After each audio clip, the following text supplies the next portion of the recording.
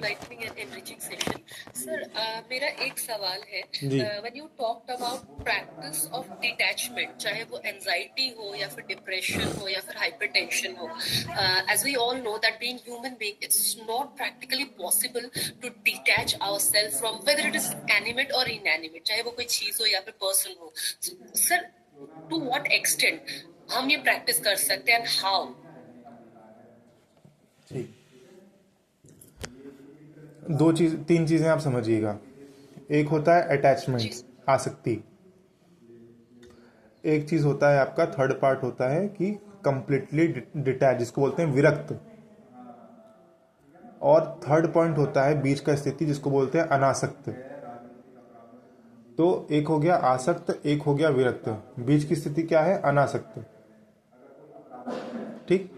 तो हमने क्या बोला? अनासक्त भाव का आना. अनासक्त भाव मतलब क्या है? जैसे कि अभी हम यहाँ ऑफिस में बैठे हैं, आपका लेक्चर ले रहे हैं, ठीक है. अगर हम गृहस्थ जीवन में हैं तो हमारे लिए अनासक्त अवस्था सबसे बेटर है.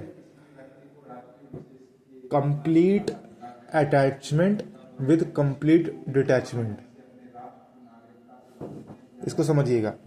सारी गतिविधि ऐसे ही करनी है जैसे कि हम इस चीज में इन्वॉल्व हैं, लेकिन अंतःकरण से, अंदर से आपको उसके प्रति कोई भी ऐसा भाव नहीं है कि ये मेरे पास ही है, मेरा ही रहना चाहिए, मेरे ही पास रहना चाहिए.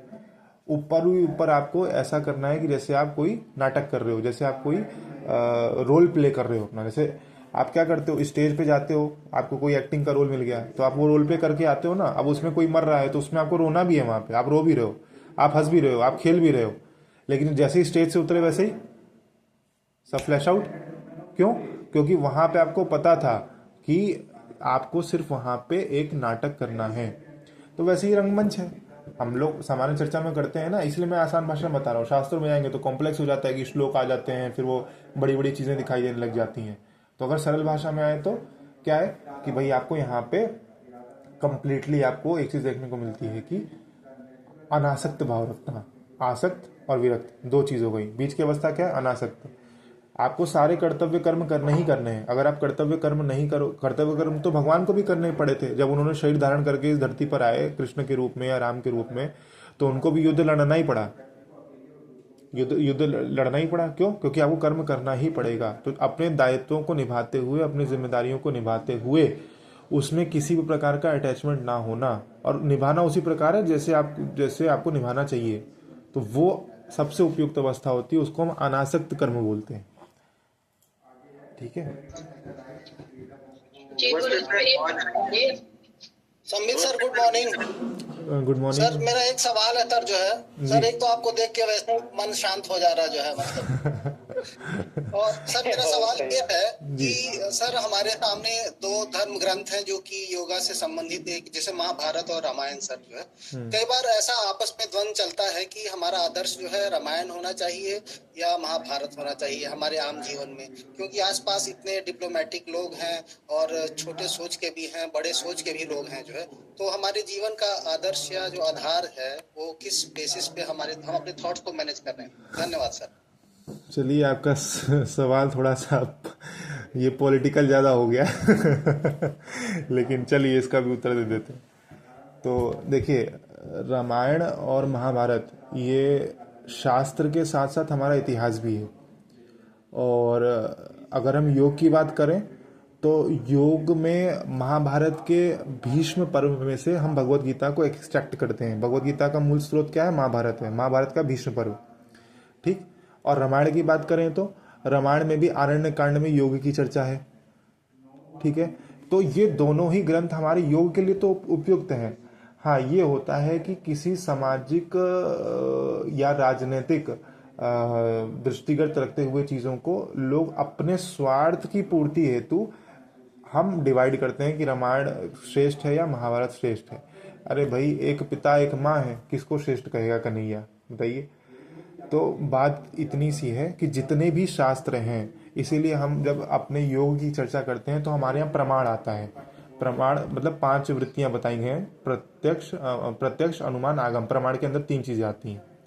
तो आगम जो लास्ट वाला है ना, इसमें 3 चीजें आती हैं: वेद, शास्त्र और आप्त पुरुषों के वचन. तो वेद तो हो गया हमारे 4 वेद: ऋग, यजुर, साम, अथर्व. ठीक. शास्त्र, अन्य शास्त्र हो गए आपके अष्टादश पुराण, 18 पुराण, माद्वयम भाद्वयम ब्रात्रयम व चतुष्टयम अनापलिंग कोस्कानी पुराणानी पृथक पृथक। ठीक है, तो माद्वयम मत्स्य पुराण, मार्कंडेय पुराण, ब्रह्म पुराण, भागवत पुराण, भविष्य पुराण, ब्रह्म पुराण, ब्रह्म वैवर्त पुराण, ब्राह्मण पुराण, फिर वा चतुष्टयम वायु पुराण, वराह पुराण, विष्णु पुराण, वामन पुराण, अग्नि अग्नि पुराण, नारद पुराण, पद्म पुराण, स्कंद पुराण, लिंग पुराण, ये पुराण 18 पुराणों के नाम थे।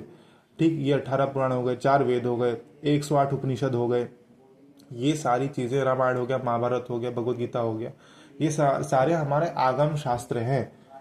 ठीक, तो इन सभी के प्रति हमारा श्रद्धा भाव होना ही होना चाहिए। ठीक है, तो ये आपको कभी भी मन में ऐसा नहीं लाना है कि रामायण और महाभारत में ऐसा द्वंद्व है, नहीं, कोई ऐसी बात नहीं है। वो त्रेता युग की घटना है, उसको इतिहास के रूप में लिपिबद्ध किया गया, और ये महाभारत की घटना है। तो जितने भी हमारे शास्त्र हैं उसको बड़ा ही आदरपूर्वक तरीके से देखना चाहिए, और सभी शास्त्रों के प्रति हमारा उतना ही श्रद्धा भाव होना चाहिए। तो बहुत बहुत धन्यवाद। एक प्रश्न मेरा है जी सर, एक प्रश्न मेरा है कि पेट के कॉन्स्टिपेशन को समाप्त करने के लिए कौन सा योगा सबसे अच्छा होगा?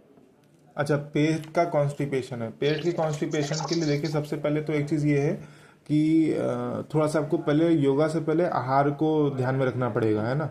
आहार सबसे प्रायोरिटी है आपकी, क्योंकि योग में ही कहा जाता है आहार शुद्धो सत्व शुद्धि, सत्व शुद्धो ध्रुवा स्मृति, स्मृति लंबे सर्वग्रंथि नाम विप्रमोक्षः। तो अगर आहार शुद्ध है तो सत्व की शुद्धि यानी चित्त की शुद्धि होती है। सत्व शुद्ध हो ध्रुवा स्मृति, जब सत्व शुद्ध होता है तो स्मृति शुद्ध होने लगती है, और फिर स्मृति लंबे सर्व ग्रंथि नाम, तब आपकी सभी जो ग्रंथियां होती हैं वो साफ होने लगती हैं। तो थोड़ा सा पहले आप आहार को जो है अच्छा करिए, जिसमें कि हम बता देते हैं आपको जो वर्जित आहार है, जिसमें कि कटु अम्ल लवण तीक्ष्ण, ये 4 रस होते हैं। उष्ण हरित चाकू आगे की चीज़ें हैं। तो कटु यानी जो है तीखा रस, अम्ल यानी खट्टा रस, लवण यानी नमकीन, तिक्त यानी मतलब तीखा, ये 4 रसों को आप बंद कर दीजिए। कटु अम्ल लवण तिक्त, ये जो भी चीज़ें आप सेवन करो उसमें 4 चीज़ें नहीं होनी चाहिए। तो सेवन क्या करना है, मधुर और कषाय, ये 2 रसों का सेवन करिए, आपको कॉन्स्टिपेशन अच्छा हो जाएगा। मधुर यानी मीठा रस, कषाय यानी कि थोड़ा सा कसैला, ये 2 चीज़ें आपके लिए उपयुक्त हैं। और ज़्यादा आप जो है अगर वैसे डिटेल में अगर इंडिविजुअली जाना चाहते हैं तो बैगन मत खाइए, ठीक है। और चावल को थोड़ा सा विराम दीजिए, ठीक है। और समय पर भोजन करिए, बहुत तीखा मत खाइए, अचार वचार का प्रयोग मत करिए, बहुत नमक मत डालिए उसमें, घी युक्त भोजन करिए, तो उससे आपको काफ़ी आराम मिलेगा। अगर इनकेस नहीं मिलता है तो फिर उसके बाद थेरेपी है, वो थेरेपी हम आपको योग में दी जाती है, जिसको हम मॉडर्न मेडिकल साइंस में एनीमा वगैरह बोलते हैं, हमारे यहाँ बस्ती बोलते हैं, तो वो आपके लिए हेल्पफुल रहेगी। तो इन चीज जी प्रणाम सर। प्रणाम सर। जी प्रणाम सर, मैं ये पूछना चाह रही थी कि जैसे कि मैं सभी आसन करती हूँ, लेकिन मैं भस्त्रिका नहीं कर पाती। प्राणायाम भी सारे करती हूँ, भस्त्रिका करते ही मुझे हेडेक की प्रॉब्लम होने लग जाती है। तो भस्त्रिका क्यों करना है आपको फिर? नहीं सर, जैसे कि सभी करती हूँ, तो मैं ये कहना चाहती हूँ जिनको सर दर्द की प्रॉब्लम रहती है तो वो भस्त्रिका कर सकते हैं या नहीं कर सकते? नहीं, भस्त्रिका प्राणायाम क्या होता है ना, बेसिकली बहुत ज़्यादा आपको ट्रिगर कर देता है। तो जिनको हेडेक की दिक्कत है उनके लिए भस्त्रिका प्राणायाम नहीं है, वो आप शांत रहने के लिए अनुलोम विलोम और भ्रामरी का प्राणायाम, भ्रामरी का अभ्यास करिए। और अच्छा लगा कि भाई आप योगाभ्यास कर रहे हैं, काफ़ी अच्छी चीज़ है। नहीं सर, मैं अनुलोम विलोम और कपालभाति तो मैं 45 मिनट तक कंटिन्यू कर लेती हूँ। बहुत अच्छी बात है, वेरी गुड भाई, आपके लिए काफ़ी क्लैप, बहुत अच्छा। नहीं सर, मैं आसन भी पूरी कर लेती हूँ, शीर्षासन, सर्वांगासन सभी करती हूँ जी, बहुत बढ़िया। सर, मुझे स्पाइनल में बहुत दिक्कत थी और योग के वजह से बिना दवा खाए जी मैं विगत 6 महीने से, नहीं तो मैं उठ बैठ नहीं पा रहा, लेकिन योग के वजह से आज मेरा ठीक है, अभी मैं बहुत बढ़िया हूँ और रोज करता हूँ। बहुत अच्छे, बहुत नमस्ते सर, एक सवाल है सर।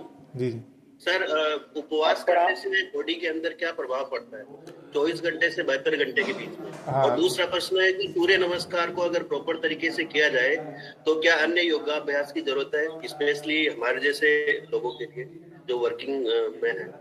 ठीक है, सुन लीजिए। तो सबसे पहला प्रश्न था कि व्रत से आपकी बॉडी जुड़ा हुआ, गुरुजी एक इसी से ही जुड़ा हुआ जो अविनाश जी पूछ रहे हैं, मैं उसी के कंटिन्यूएशन में पूछ लेती हूँ, तो मेरे ख्याल से दोनों के जवाब मिल जाएगा कि क्या ये संभव है कि कोई आप ऐसा या सूर्य नमस्कार या जो आपको लगता है जिससे हम इन समस्याओं तक पहुंचे ही नहीं, और रेगुलर जिसको आप 5-10 मिनट प्रैक्टिस कर सकते हो, ऐसा कुछ बता दीजिए। ठीक है। तो ठीक है, तीनों सवाल का आंसर सम अप करते हैं। एक सॉरी फॉर इंटरप्ट, एक पिक्चर जी आप लोग खींच के सेंड कर दीजिए मुझे। Okay sir, continue please. जी, तो सबसे पहले ये था कि फास्टिंग का आपके बॉडी पर क्या इफेक्ट आता है। तो बेसिकली जब आप 24 आवर्स के लिए फास्टिंग करते हैं, फास्टिंग में भी जब नेचुरोपैथी में जाएंगे तो अलग अलग टाइम पीरियड की फास्टिंग होती है, 3 घंटे, 6 घंटे, 8 घंटे ऐसे करके। जब फास्टिंग पे आप आते हैं तो फास्टिंग में क्या होता है बेसिकली कि जब एक तो शरीर में आपके ना स्टोर्ड, अगर आसान भाषा में बोला जाए तो स्टोर्ड खाना रखा हुआ है बैकअप के लिए, मतलब वो एनर्जी आपके अंदर स्टोर करी गई है बॉडी में। तो वो स्टोर कभी कभी वो जो है ना फैट के रूप में आपके बॉडी में रहता है। ठीक, तो जब आप व्रत करते हैं, जब आप फास्ट करते हैं, तो जो आपका मेटाबॉलिज्म जिस तरीके से काम करता है, तो जो वो स्टोर्ड फैट्स है उसको खाता है, क्योंकि शरीर को तो भोजन चाहिए, आहार चाहिए। जब 24 आवर की फास्टिंग करते हैं, जो आपका फैट्स बॉडी में स्टोर है उस फैट्स को खाना चालू करता है सेल्स आपका। ठीक है, तो उससे आपका ये क्या बोलते हैं कि फैट शरीर के अंदर से कम होना चालू हो जाता है, और इसी कारण से फैट के ही अंदर में कैंसरस सेल्स होते हैं, कैंसरस सेल्स उसी फैट में स्टोर्ड होते हैं। तो जब हम फास्टिंग का अभ्यास करते हैं तो जो मेटाबॉलिज्म होता है हमारा, जो सेल्स को हमारे फैट से पोषण लेने का काम करता है, वो उसी कैंसरस सेल्स को भी खाने का काम करता है। तो fasting will also help you in tackling the cancerous cells. ठीक है, अब आगे बढ़ते हैं। उसके बाद आपने चर्चा की थी कि भाई सूर्य नमस्कार, और क्या था प्रश्न आपका कि सूर्य नमस्कार या कोई ऐसा एक्सरसाइज है जो 5-10 मिनट में सबसे बढ़िया तरीके से हो जाए। तो डेफिनेटली सूर्य नमस्कार, रिसेंट रिसर्च में देखा गया है कि surya namaskar is the best exercise to have an impact on overall body function. ठीक है, तो अगर सूर्य नमस्कार आप एक टाइम पे अगर 12 से 20 के बीच में अगर आप कर ले रहे हैं सूर्य नमस्कार का अभ्यास, तो उससे बढ़िया कुछ भी नहीं है।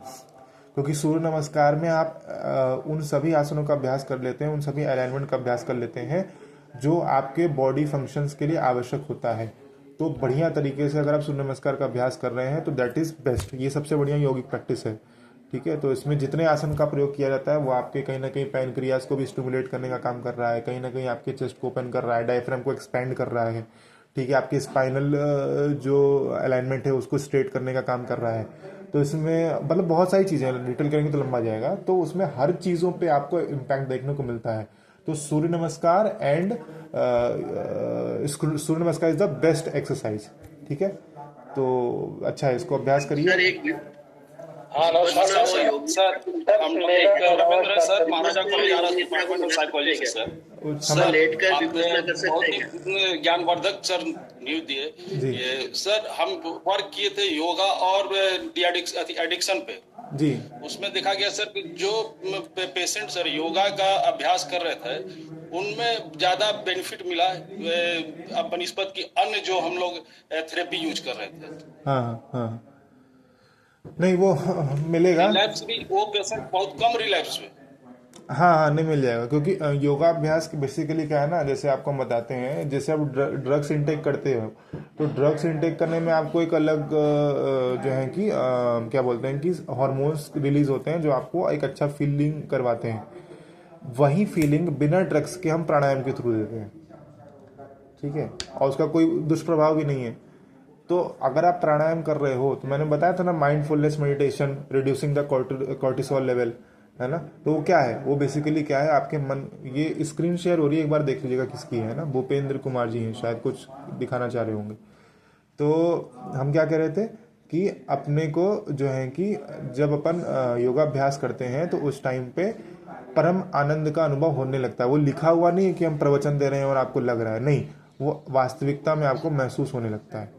क्यों? क्योंकि जब आपका कॉर्टिसोल लेवल कम होगा, ऑक्सीजन की मात्रा इंटेक होगी, तो ऐसे यहाँ पे जो नसें है ना, इसमें झुंझुनी होने लग जाएगी, आपको ऐसे लगेगा कुछ रेंग रहा है, एकदम आनंद लगने लगेगा। ये आपका जो ये पार्ट है ना सर का, ये ऐसे ग्लो करने लग जाएगा, ये ग्लो करने लग जाएगा। कपाल भस्ती है ना, कपाल भाती बोलते हैं, भाती मतलब शाइन करना, एक तरीके से कपाल का शाइन करना। ठीक, तो इसलिए योगाभ्यास बहुत उत्तम है, करना चाहिए, बहुत अच्छी बात है, आपने अच्छी रिसर्च करी। और योग क्वेश्चन बड़ा सिंपल है। कांटेक्ट नंबर मिल सकता है। एक ज्यादा प्रश्न लेते हैं, समय समाप्त हो गया। कांटेक्ट नंबर मिल सकता है। प्रश्न है। Ram sir, thank you. प्रश्न को कैसे किया जा सकता है, तो बैठ के या तो लेट के भी किया जा सकता है। मुझे किसी का सवाल सुनाई नहीं दिया, मिक्स हो गया था। आपका नंबर मिल सकता है क्या? मैं नंबर सेंड कर दूंगा। सर इसकी कोई मिनिमम एज लिमिट है? सर इसकी कोई मिनिमम एज लिमिट है? योगा कहाँ से स्टार्ट करना चाहिए, फ्रॉम चाइल्डहुड टू? आप 7 साल 8 साल के बाद धीरे धीरे स्टार्ट कर सकते हैं। लगता है कि योगा कितना महत्वपूर्ण है। और is there any limitation sir? कुछ डूज के साथ डोंट्स है इसके सर? Don'ts do not, please tell us. हाँ, do not practice yoga without proper guidance, otherwise you will get the bad impact, very bad impact, है ना। जिसको योग की अच्छी नॉलेज है, जिसने काम कर रखा है, इसीलिए बोला गया है, लास्ट वन सर जी, इसीलिए बोला गया है गुरुपदिष्ट मार्गेण योग में सदाभ्यसेत। योग शास्त्र कहते हैं कि गुरु के मार्गदर्शन में ही योग का अभ्यास करना चाहिए, नहीं तो उसके इम्पैक्ट बुरे होंगे फिर। और हमने देखा भी, ऐसा नहीं कि हमने देखा नहीं है, बहुत ही बुरे बुरे इम्पैक्ट देख रखे हैं। इवन कि लोगों को कील मुहासे आ जाना चेहरे पे, है ना, मतलब बहुत बुरी बुरी कंडीशन हम लोगों ने देख रखा है। That's why sir I am asking. हाँ, नहीं, you should practice yoga in the proper guidance, otherwise you should get very bad impact. Yes. Sir एक मिनट डाउट था, लास्ट वन था फास्टिंग को, और सर ये जो डायबिटीज होता है तो उसमें रेगुलर फूड हैबिट का बोलते हैं, तो इसमें थोड़ा सा कंफ्यूजन था। Fasting versus diabetes is a result of having a consistent stress level, which that that will impact your pancreas in producing the insulin level. So when you practice the yoga in Mandukasana, by putting your both hands on the pancreas, you press yourself, that the pressure on the pancreas helps in the production of insulin level. So that is why Mandukasana is very much beneficial in diabetes, and also helping the stress level. Last question sir, please last question. Surya Namaskar कर सकते हैं या yoga practice कर सकते हैं शाम को? हाँ, सुबह शाम करिए, कोई दिक्कत नहीं है, सुबह शाम करिए, कोई दिक्कत नहीं है। सर ऑनलाइन कहाँ से जो है? जी सर, मैं राजू शर्मा। जी। हाँ, मेरा सर एक सामान्य से इतने सुधीजन यहाँ जुड़े हुए हैं और आपने बहुत अच्छा व्याख्यान दिया सर, इसके लिए आपको सादर प्रणाम। और मैं ये कहना चाहता हूँ सर कि जो योग शब्द है, इसके उच्चारण पे थोड़ा मैं सर इतने सुधीजनों के बीच में एक दृष्टि डालना चाहूंगा कि योगा और योग, क्योंकि पतंजलि योग सूत्र में कहीं भी योगा शब्द नहीं है, और हम स्वर के अपराध से भी जो है इतना बड़ा अपराध बताया गया है पतंजलि महाभाष्य में कि जो है हमें शब्द का यथार्थ उच्चारण करना चाहिए। तो मैं चाहता हूँ जितने भी सुधीजन जुड़े हैं, शायद मुझे लग रहा है कि योग ही बोलना शुद्ध होता है, हमको योग को योगा न बनाया जाए, कम से कम योग को योग ही रहने दिया जाए। बहुत अच्छी बात है, योग को योग ही रहने दे और राम को राम ही रहने दे, रामा ना करें। बिल्कुल सर, संदर्भ में कुछ बता दीजिए सर, कौन से आसन सब सकते चलिए प्रज्ञा मैम प्लीज, नेक्स्ट सेशन शुरू होने वाला है, तो आप लोगों में नंबर दे दूंगा, आप बात कर लीजिएगा। आप सभी की तरफ से प्लीज मेरा एक प्रश्न था, म्यूट करिए आप लोग सबसे पहले। मैं आपका बहुत बहुत साधुवाद देना चाहता हूं कि आपने बड़े कम समय से, और मैं आपको बता दूं कि सारे पार्टिसिपेंट्स को कि जो यदुनायक जी हैं, ये हमारे एक तरह से रिश्ते में भतीजे हैं, बहुत छोटे हैं, और आपका सानिध्य हम लोगों को मिला, और अभी बहुत कम उम्र है, ईश्वर करे आप और ऊपर जाए। तो मैं आपको सारे पार्टिसिपेंट्स की तरफ से और सारी जिज्ञासाओं आपने देख लिया कैसा आपका व्याख्यान रहा, उससे पता चलता है, तो मैं सबकी तरफ से आपका बहुत बहुत धन्यवाद ज्ञापित करता हूं, और पुनः एक बार अगले कार्यक्रम में आपसे मैं इजाजत चाहूंगा कि पूरा आपसे मुलाकात हो। तो बहुत बहुत धन्यवाद। बहुत अच्छा लगा, बहुत बहुत धन्यवाद, बहुत बहुत धन्यवाद सर। हमें सर